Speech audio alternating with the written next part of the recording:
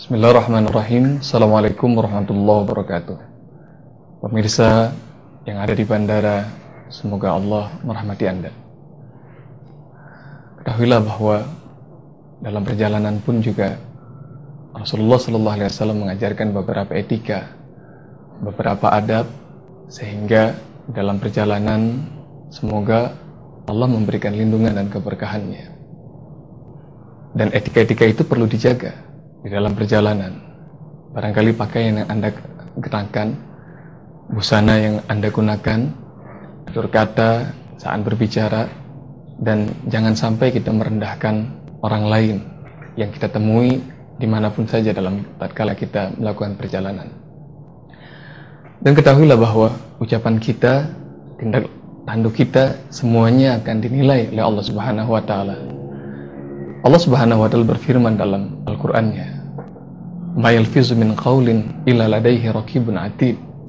Tidak ada satu kata terucap yang keluar dari mulut manusia kecuali akan dicatat oleh dua malaikat, Raqib dan Atid. Pemirsa yang ada di bandara yang dirahmati oleh Allah Subhanahu wa Ta'ala, penting sekali kita menjaga adab dan etika ini.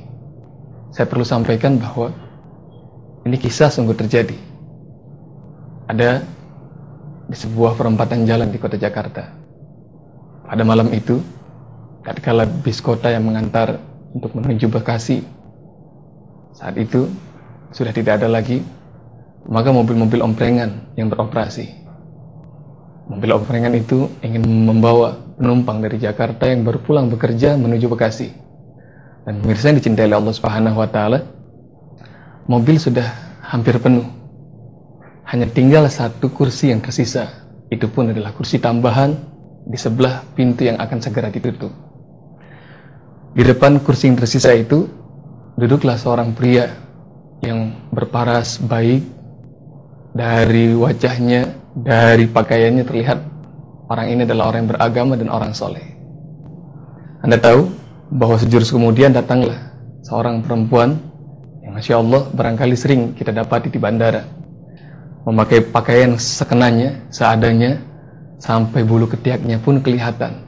Barangkali dalam bahasa zaman sekarang pakaian ini disebut dengan pakaian tank top. Dan pemirsa yang dicintai Allah Subhanahu wa Ta'ala, perempuan itu kemudian duduk menempati kursi terakhir. Dan ketika dia duduk dengan pakaian yang minim, yang serba sulit untuk bergerak, maka begitu duduk di bangku ekstra, dengkul perempuan tadi bertemu dengan dengkul pria soleh ini. Melihat pemandangan ini, pria soleh tergerak untuk memberikan nasihat kepada perempuan ini. Tidak pantas seorang perempuan pulang malam hari, saat itu sudah menunjukkan pukul 10 malam, dan perempuan ini keluyuran dengan pakaian yang kurang aman. Maka pria soleh ini memberikan nasihat, "Mbak, lain kali kalau pakai pakaian, tolong tutup auratnya dengan yang baik. Jangan sampai ini mengundang fitnah bagi orang lain, menyebarkan ketidaknyamanan untuk orang lain." Namun pemirsa yang dicintai Allah Subhanahu wa Ta'ala, barangkali karena perempuan ini lelah, baru selesai bekerja, capek dia turun dan naik bis, dan saat itu barangkali karena kepenatan sudah memenuhi pikirannya dan tubuhnya.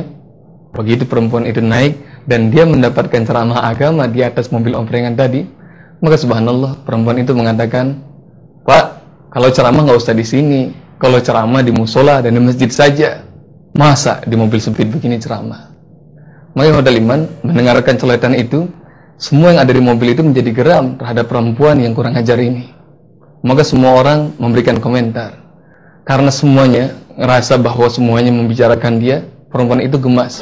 Dia geram, dia ambil dari tas tangannya dan dikeluarkan handphonenya.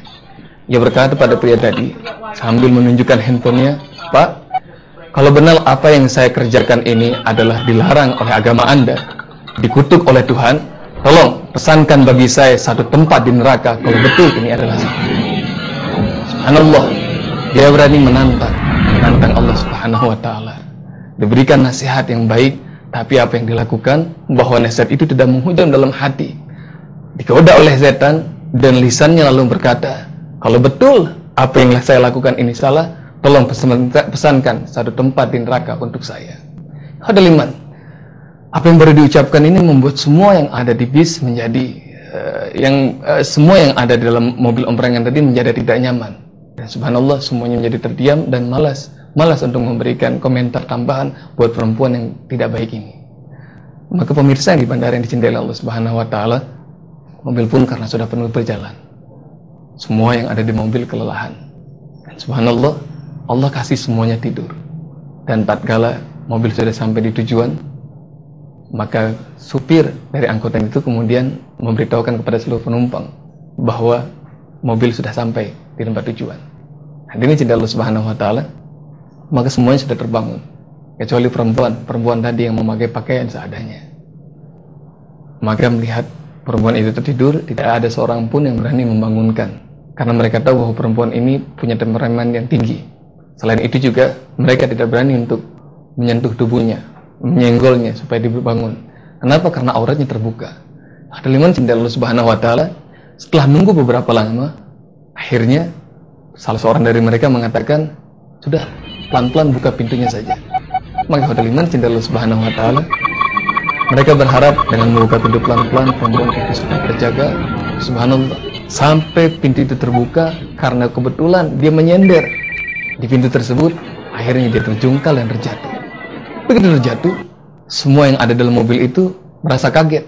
Dan subhanallah, tatkala mereka periksa, Allahu Akbar, betul, perempuan itu rupanya sudah dipanggil nyawanya oleh Allah Subhanahu wa taala. Pemirsa yang di bandara, tiba-tiba berucaplah kalimat istighfar, berucaplah kalimat takbir, Allahu Akbar, Astaghfirullahalazim. Mereka semuanya teringat kalimat terakhir yang diucapkan oleh perempuan itu sebelum mereka semuanya tidur. Kalau betul apa yang saya lakukan dan saya kenakan ini salah menurut Anda, tolong telepon Tuhan Anda dan pesankan satu tempat untukku di neraka. Ma yalfizu min qaulin illa ladaihi raqibun atid. Jangan sampai terucap omongan yang tidak baik dari kalimat kita, dari mulut kita, yang itu dicatat oleh malaikat raqib dan atid, dan sungguh Allahu syahid, Allah menyaksikan setiap tutur, perilaku dan perbuatan kita. Jaga akhlak kita dalam perjalanan. Mudah-mudahan Allah Subhanahu wa taala memberkahi kita dalam perjalanan ini. Assalamualaikum warahmatullahi wabarakatuh.